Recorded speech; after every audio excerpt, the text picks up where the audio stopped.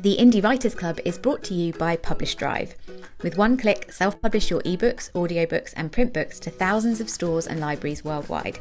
And now you can start for free forever. Publish Drive's new free plan lets you publish your first ebook to 35 stores worldwide absolutely free. No subscription fees, no commissions. Keep 100% of the royalties.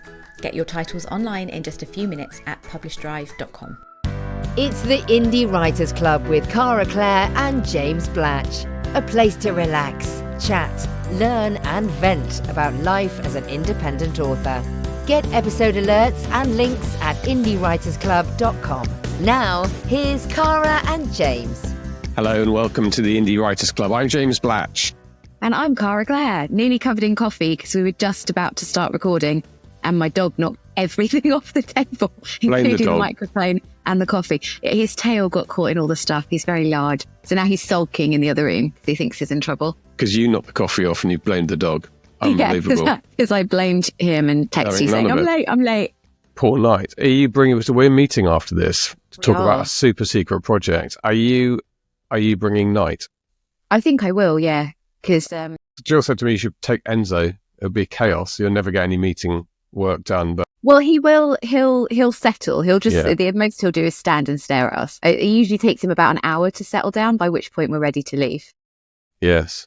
So we opened bookings for the retreat yesterday. So we're recording this on Wednesday the 19th. We opened it on Tuesday the 18th yesterday. We have 4 spots left as I speak. They may be gone by Friday. I'm not sure. But obviously that was the initial rush of people who decided they were definitely coming. I think I'm going to give them, I guess what I'll do is I'll send an email today to the wait list just to say, look, I'm going to open this up to everyone on Friday. So on Friday, by the time this podcast goes out, if there are any tickets left, they will be at indiewritersclub.com/retreat. But I don't know. But 14 plus us and a couple of other people who are going to be there for the day is plenty. So we've got enough. Yeah, we've got enough to do the retreat. Number. It's a good number. If we get to 20, that's fine. Yeah, because we're really just trying to run this because we want to do it. We're not kind of doing it as a huge commercial enterprise. We want it to actually be fun and to. We could do when everyone's there. We'll put them in the room and do like a holiday property bond symposium with them. Or one of those American things where everyone goes away with Tupperware pyramid selling. We were going to spring that on them on the first night. I was actually going to do like an Ann Summers party or something on night 2. Have you done one of those? I've never done an Ann Summers party. No, I've never had an Ann Summers rep come to your house with their products. I'm not saying that hasn't happened, but I've never attended one. I think it's possible. And before we get into what else we're going to talk about, I want to show off a Book Vault product, if that's okay. People who are listening and not watching, this will be really boring, but I'll describe it. So I got my latest foiled edition from Book Vault for my Kickstarter of my Jungle Book retelling, and I'm just like, they just look incredible. Like they're taking a long time to print at the moment with the special editions. They're taking about a month, but for those who aren't watching, it is foiled on the front, sprayed edges. So I've sprayed them to kind of look like old sprayed edges. And then they also have ribbons and the head and tail bands and the printed end papers. And they're just gorgeous. So I wanted to show it off and give them a shout out because they're working hard at the moment to get on top of timescales and stuff. And it is very impressive what they're doing. That's where they've really come into their own for these kind of one-off direct selling editions. You know, I read your book when I was on holiday. It's a beautifully put together book. Yeah, so very good. Well done to the team, to Alex and the team. Yeah, they know what we need as indies, and they're trying super hard, I think, to make. They're rushed off their feet, I think. They are. They actually are. Yeah. So today we're going to talk about translations, aren't we? We are. We're going to talk about German translations specifically. I mean, I think I don't have any experience of the French market and the Spanish market, etc. Obviously, Spanish is spoken very widely in the world, and I imagine if you're American, that might be your number one.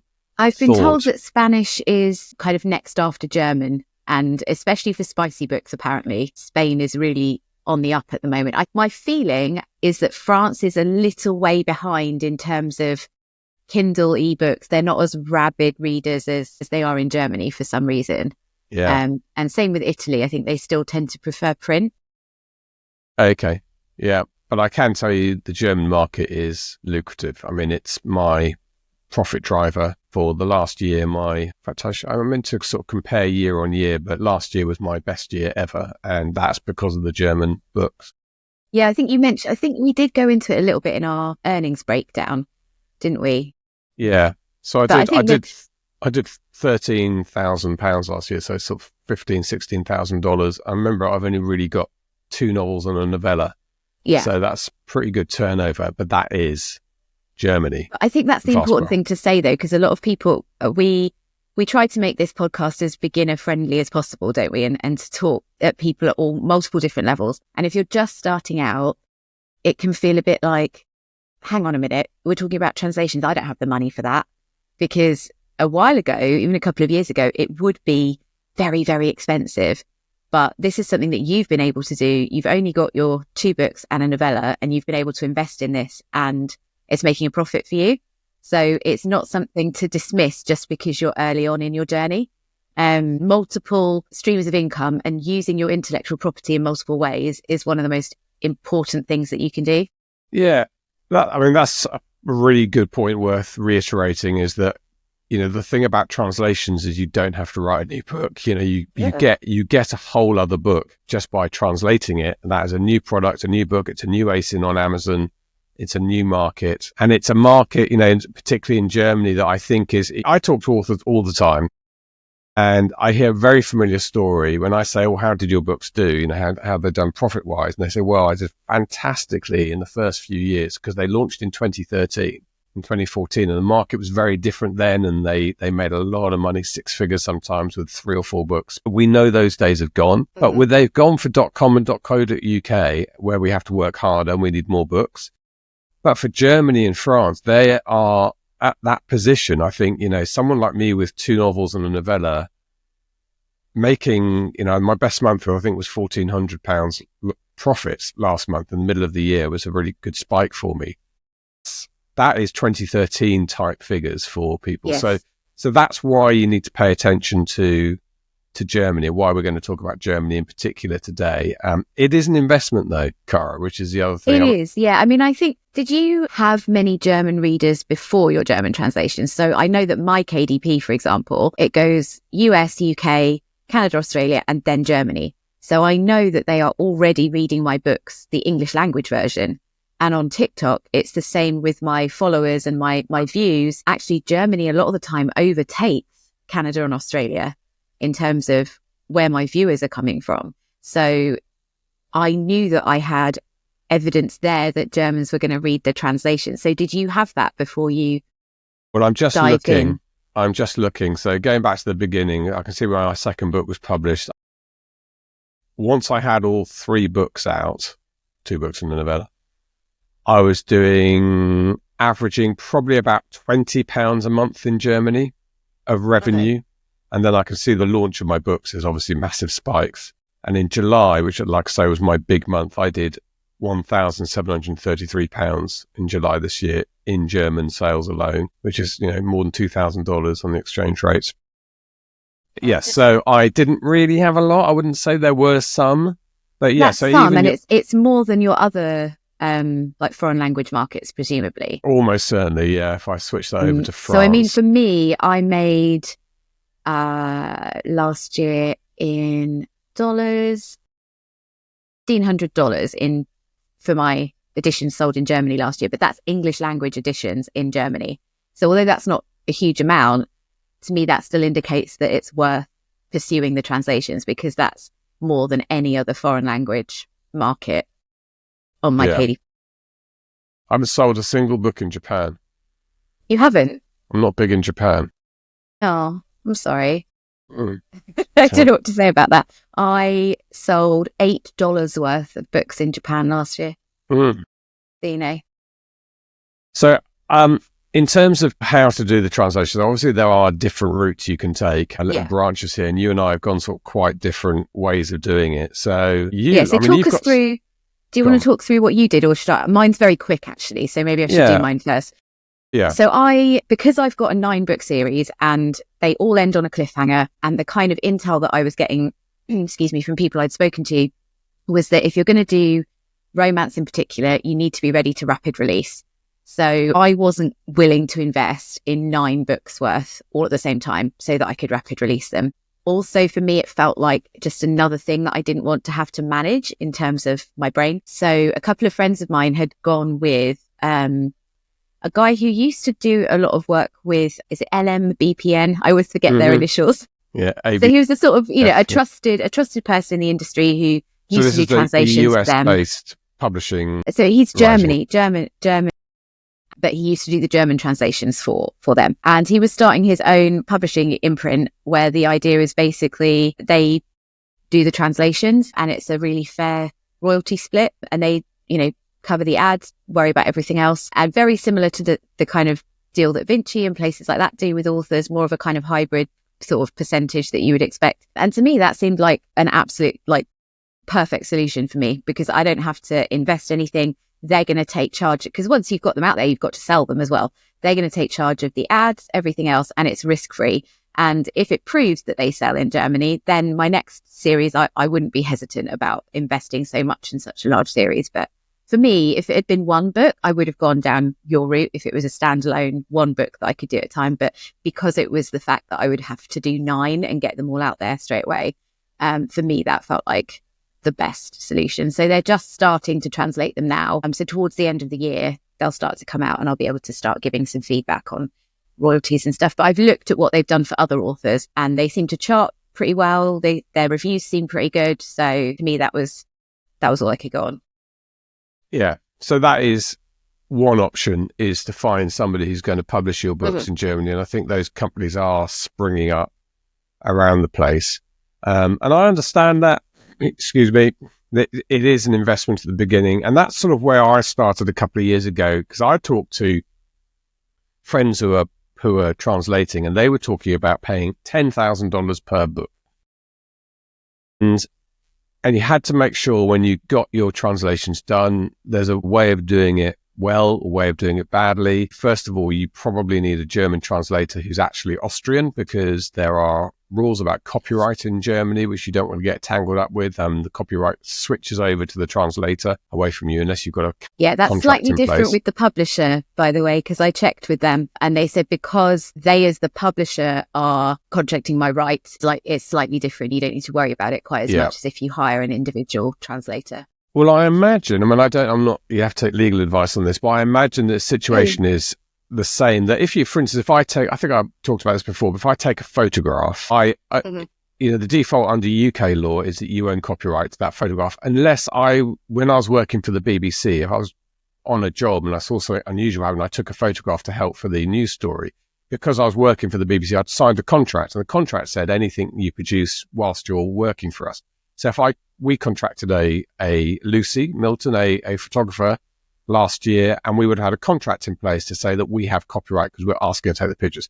I suspect that's the same with the German translations. If you do find a good German translator, you put a contract in place to say, I'm contracting you, but I will have the rights. But if you don't do that, and not everybody has the ability to draw a contract up in German, if you don't do that, the default is that the translator gets the right. So you do need to be aware of that. But that's not the same in Austria, where they're just like a cover designer. You ask them to do that. So $10,000, certainly where I was in my earnings, as you heard, the sort of figures I'm talking about was just not feasible for me. Yeah. And those were the kind of figures that I heard. I remember Bella Andre doing a talk at SPS one year, and it was a fantastic talk, but the numbers were mind-blowing to me. I was sort of sitting there thinking, my God, I'm going to need like 50 grand in savings just to fund my translations. But things have moved on a lot.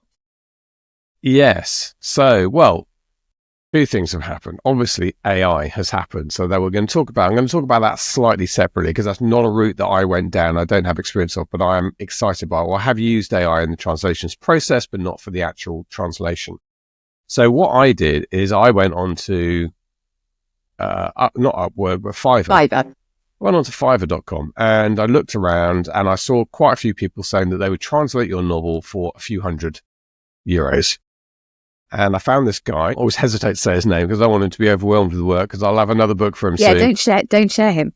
But you can do the same thing. And very nice guy. I can't hand on heart know for certain. He says he doesn't use AI. I'm sure, I'm not besmirching his good name, but if somebody says on Fiverr, I'm not using AI, I can't hand on heart. You don't know for certain that they're not, but they are at least a human. And there's a key thing about using AI is it has to be done by a human.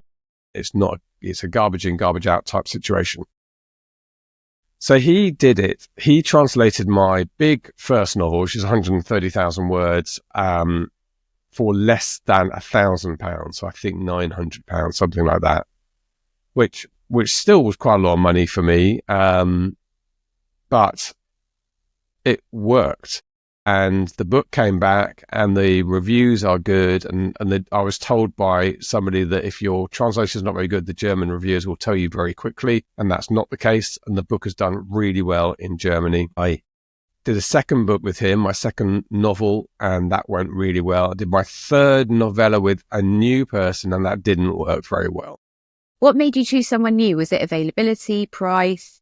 They were a listener, not of this podcast, but previous podcast, and said, okay, I'm just starting out. I've got professional translation experience. I'd really like to get some work under my belt, some reviews, and me being me. Okay, so it wasn't that there was anything wrong with the first two. It was just that you were giving someone else a chance. I was just good. No, exactly. And I then went back to the first guy after this.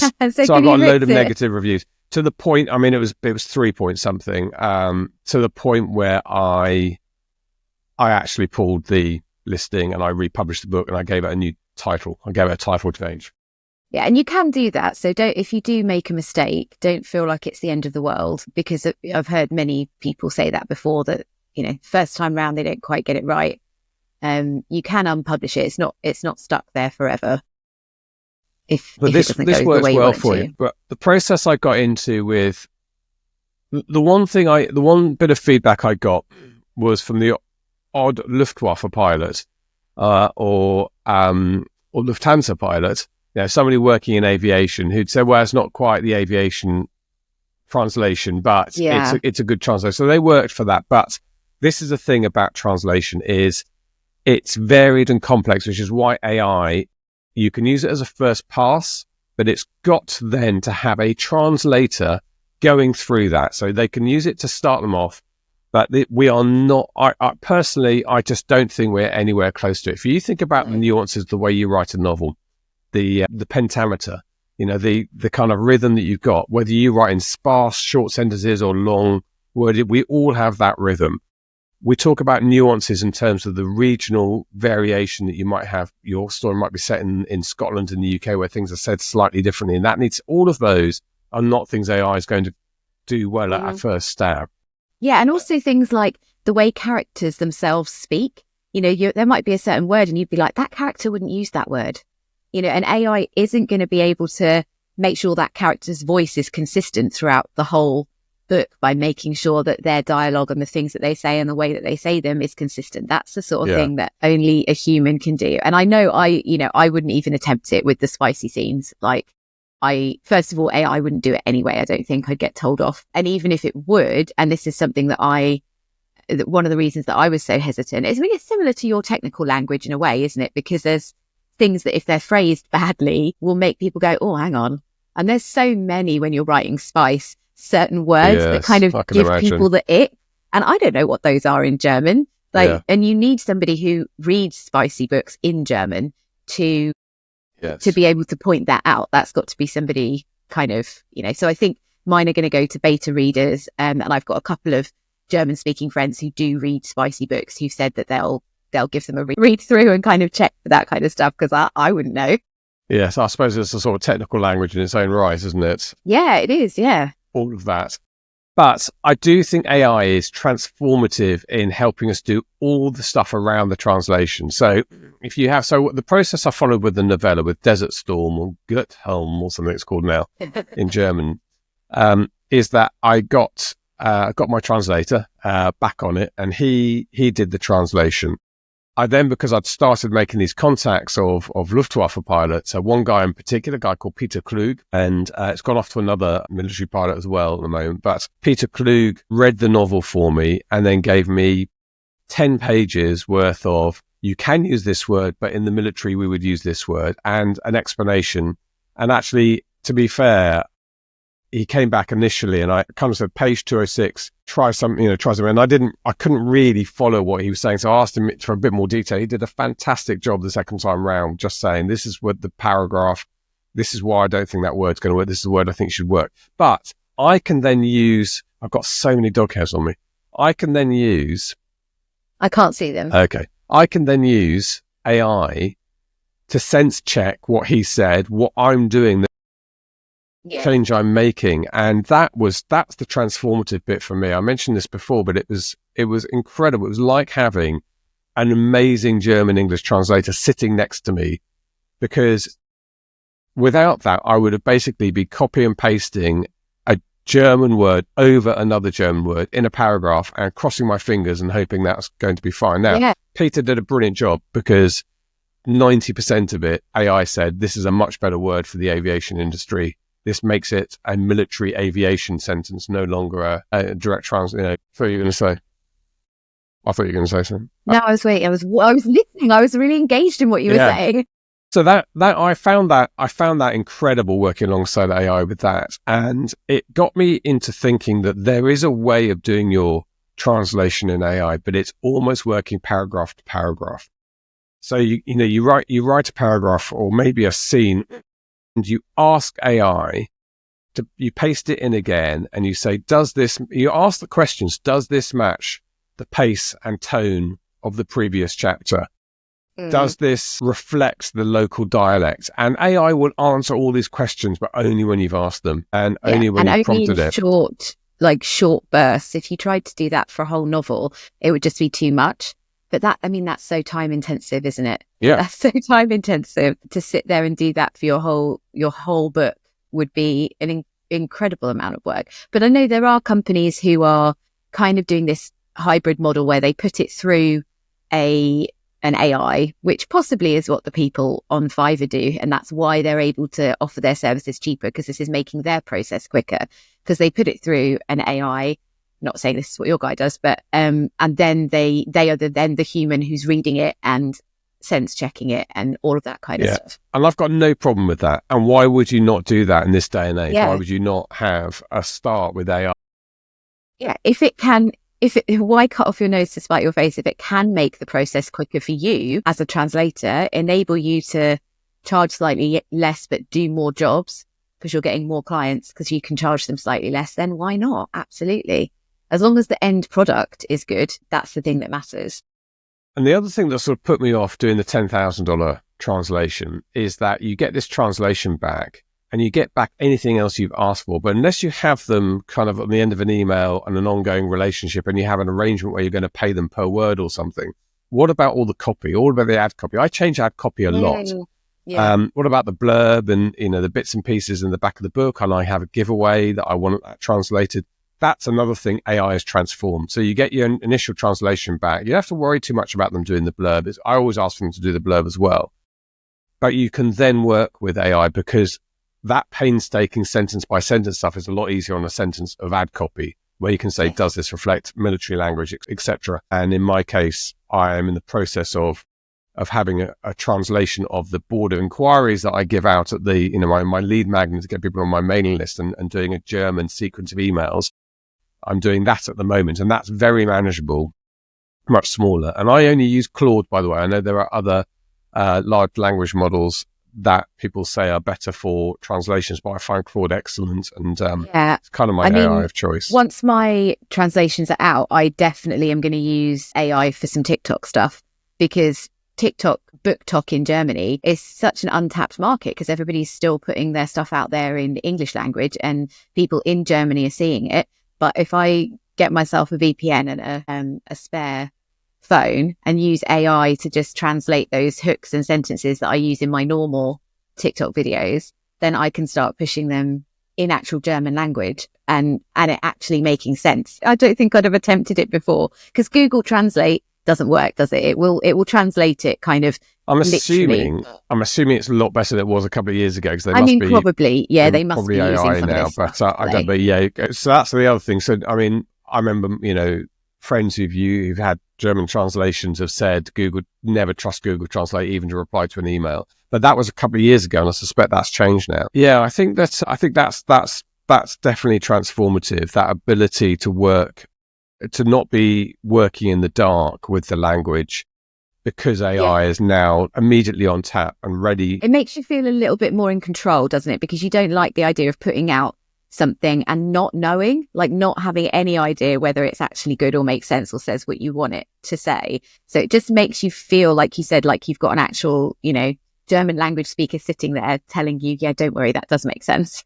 Like, that is the way you would say it. You talk about TikTok. I saw an ad the other day, probably on TikTok. I have no idea whether this product actually works or it's just one of these kind of drop shipping adverts. But basically, you meet your German friend who only speaks German, you only speak English. You both put this earpiece in, and as you speak, it plays the German translation in their ear. I mean, I've been waiting for that since basically watching like Star Trek growing up. Like, well, Hitchhiker's Guide to the Galaxy had the Babel fish. Oh, did it? Yeah. Yeah. So you put the fish in your ear, and it fed on the brainwaves and then excreted. There you go. Through a strange quirk of nature, excreted the local brainwaves to you, so it translated. But that means that if that's not working now, or it's just a gimmicky thing, or it doesn't work very well, it will work in the future soon. Yeah. And what you'll be able to do on TikTok is you'll be able to press a button and it will generate a second TikTok of what you're saying with you talking German. I mean, that won't be that far away. Yeah. I mean, I hope so. This is the stuff that I get excited about with AI. Like, that's the stuff that I want to be using it for, because then that gives us more space in our author career to actually focus on the fun stuff and the writing. If it can do all of those things for us, that's the thing that's like so cool. Yeah, definitely. But I think thinking about your kind of the way that you're running your author business in general is such a good example for people who are just starting out, trying to do this alongside a main job, because you're not currently trying to go full time within the next 6 months with your books, are you? That's not your goal, but you're in a position where you are strategically investing in things in order to grow your business slowly over time to a point where eventually it's going to be making you really substantial income. And I think that's a really healthy, good approach for people, because a lot of the time, a lot of people in this kind of business are trying to do everything super quick, super fast. And like I said at the beginning, feel like translations is something like, oh God, I've got to wait till later to do that. If you're being strategic about what you're investing in, there's no reason why you can't invest in that when you've only got 1 or 2 books and use it to start building things up. Yeah, I mean, my author career is always something that's just slightly off in the future, because I do a million other things at any one time, and it's the one area of my life I get the least time, least attention from me, which is a shame. But I think there are different ways of doing it. I mean, first of all, you've got to be a very prolific writer if you're going to think, and there's definitely examples of that. People who've said, I'm going to write 10 novels this year in ice hockey romance, or some subgenre that and you can rapid release them, and this time next year I want to be making a career from it. That's a full-time job. You've got to be writing like Billy and getting all the marketing right. My plan has always been writing will probably be my retirement hobby. Mm-hmm. And I want to build a platform between now and then. And my books are set in the 60s and 70s. I'm hoping that means they won't date, that they'll be as fresh to launch in 10 years' time. And they are it's kind of what I'm working for, that platform. But the whole German thing has been a surprise to me and a very welcome one as well.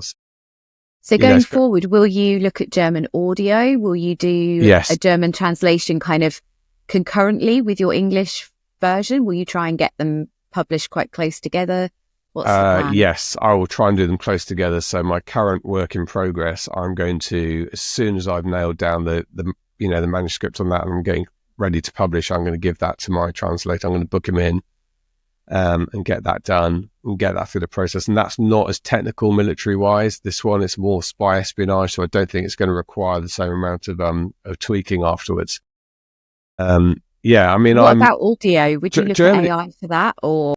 Well, so audio, I think, is a whole different subject, and I'm going to do. I've decided that my novella. I've done audiobooks. I've self-funded the audiobooks for my first 2 novels, and they paid off beginning of last year, so they've both done okay. They have a good start, but they require probably more attention than I'm giving them to make money in the future. Honestly haven't checked them recently. I took them out of exclusive, and so it's a bit more complicated getting the answers out of Spotify and Findaway, etc. Anyway, I am going to use 11 Labs to do my novella because I want to do the experience. I did start with it, and it wasn't there yet, but that was 18 months ago, and I bumped into a lot. I bumped into the London Book Fair last year, and the guy was saying, try it again now, because honestly, every month he says it's getting better. So I will go back to 11labs.com and use that for my novella, which is a manageable 27,000 words, so I can probably do that.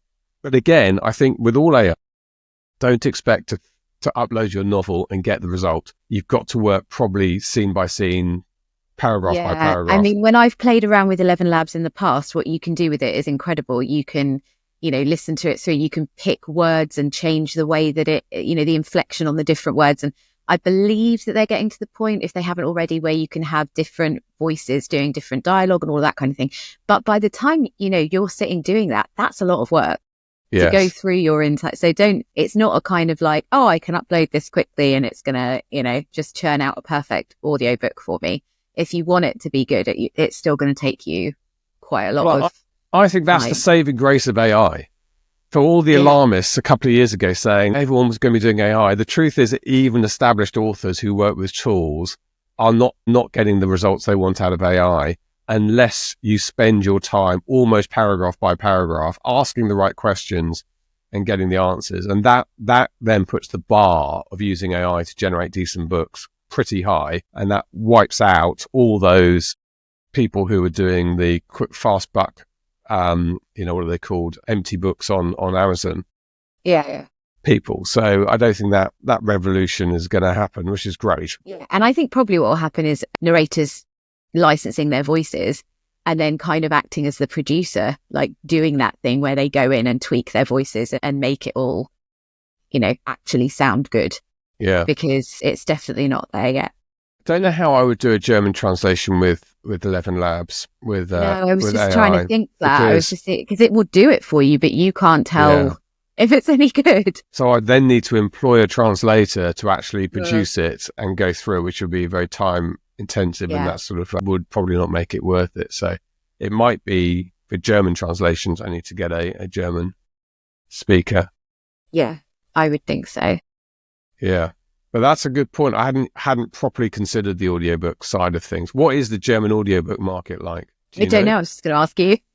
I'm not sure. Does anyone know? Supposed to be the experts telling everyone. We have no clue. I think my instinct is that if it's following the trajectory of the UK and the US, it will be slightly behind us currently, but obviously worth investing in because it will get there eventually. I mean, Germany as a whole, that they have a massive, reading culture. Like people say to me, it's actually cool in Germany to like go to a bar and take your book with you.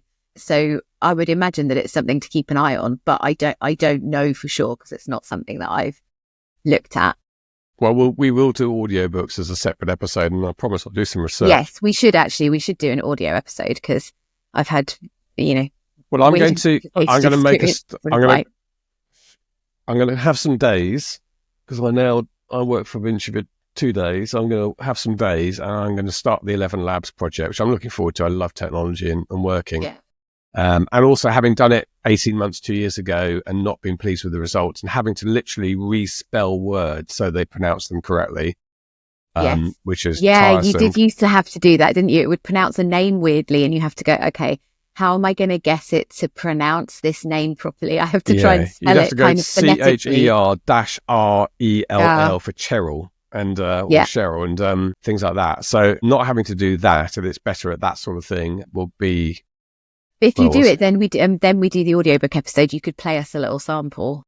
Yes. So that we can... Well, I did on my last podcast, I did replace my voice. I got my voice cloned. Can we do that one? As part of the podcast, I replaced my voice and it was pretty good. I mean, everyone knew it was, I said it's going to be coming up and you could tell the bit where it clunked in, probably because of the edit. But the actual voice itself was pretty impressive. Yeah, I don't know if I've told you before, I've got a friend who's an ethical hacker who clones voices as part of what he does, and it'll be like the voice of the CEO of the company calling up And it's so creepy, like how accurate it is. But it can also actually have a conversation with you. So it's not just pre-recorded. It's actually the AI using the voice, but responding to what you're saying in order to try and hack into the company by getting you to give them passwords and stuff. It's super creepy. And again, it's not quite there yet. If you listen to it, you're like, that's not quite there, but it will get there eventually. Well, I mean, I'll keep you updated with my German translations, but I don't think I'll get any results in terms of sales and stuff until later on at the end of the year. They're trying to translate them. Well, they're translating one a month because there's 9 to get through. So by sort of September time, they then should be ready to start rapid releasing them. Yeah. So, but it also, they have to go through, beta readers and all of that kind of stuff. And they've got to get through all that one of those spicy scenes. They've got to get through all the smart, Guy Gross I was never going to invest. I think we'll be in there somewhere. There you go. You got the job. You can narrate my German audio. Good. Do you know, I was just thinking, you talk about that cloning voices, which is obviously very possible now. I've done it with my own voice. I was watching this is something for crime fiction authors, because once you've killed somebody, to really muck up the investigation afterwards, you need their living footprint to last a few days, because that will give you your alibi. So if they sent a voicemail 2 days after you thought they'd died, if you dispose of their body, they're not 100% when they died. But that's definitely a crime fiction novelist to use AI voicing to call people. Yeah, or an episode of Black Mirror. Black Mirror, yeah. Anyway. We digress. Crime fiction. I read it, but I don't write it. Okay, excellent. Good. Well, that's a very good little chat. Thank you very much, Cara. You and I are going to get on the road and meet up in a cafe for our super secret project, which we'll probably not announce for a year, but we can't. So don't forget, if there's any seats left at the retreat, and I don't know 100% whether there will be on this point this is going out, if you go to indiewritersclub.com/retreat, you can read about the retreat, what you're going to get, and what's going to happen, and whether you want to join us there. We would love to see you if there's some space. And there will I'm be... I'm so excited. There will be a wait list, I think, for cancellations. A little holiday. Little holiday, yes. I do have a conference to organise between now and then, but we'll get that. You'll be fine. Get that done. Excellent. You don't organise it. Catherine does it all. Liable. Okay. Yes. All right. I'll see you soon. I'm going to be eating, by the way, when we meet up. Yeah, sounds like a good plan, doesn't it? Yeah. All right. See you later. All right. See ya. Sign up for episode alerts at indiewritersclub.com. Come and chat with us at our exclusive Discord server at indiewritersclub.com/Discord.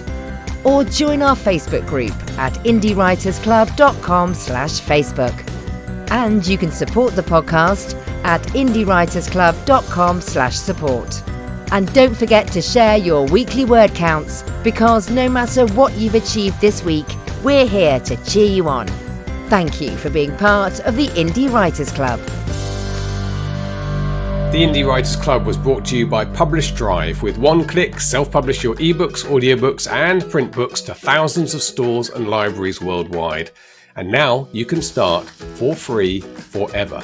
Publish Drive's new free plan lets you publish your first ebook absolutely free. No subscription fees, no commissions, keep 100% of the royalties. Get your titles online in just a few minutes at publishdrive.com.